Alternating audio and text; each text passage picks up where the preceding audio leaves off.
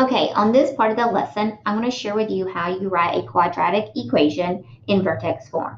So obviously you have to be given the vertex, and I'll always indicate which point is the vertex, and then we have another point that we will use to get the a value. So first of all, let's just plug in our h and our k. So it's x minus your h value. In this case, our h value is -2.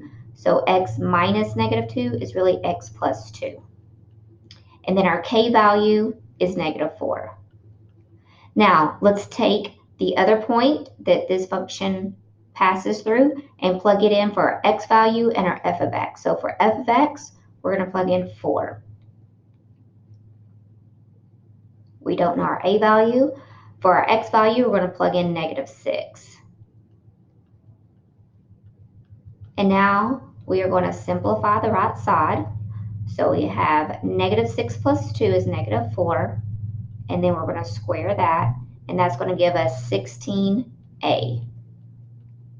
Now we're solving for a. So we're going to add 4 to both sides. And we get 8 equals 16a.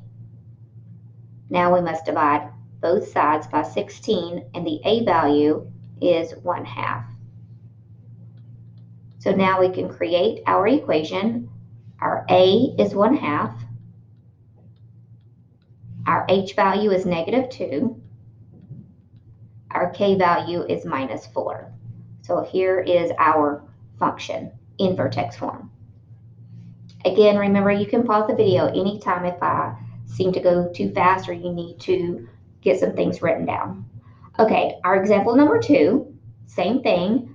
I've been given my vertex and another point, so that tells me I need to use the vertex form to write my equation.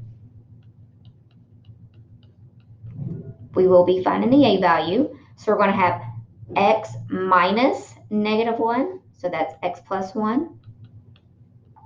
And then we have minus, or I should say plus 8. Now we're going to take the other point and plug in for x and f of x. So f of x will be replaced with -4. X will be replaced with 1. And now we're just going to simplify the right side. So we have 1 plus 1 is 2. We're going to square it. So that gives me 4 times a, and then plus 8. Now let's isolate the a value. Let's subtract 8 from both sides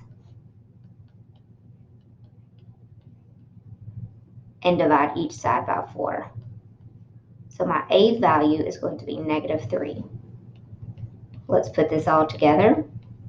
My a value, -3.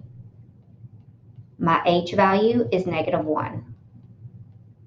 My k value is 8. So here is our final equation. Okay, we are only going to have one more part to this, and that's being able to write quadratic functions when given a graph.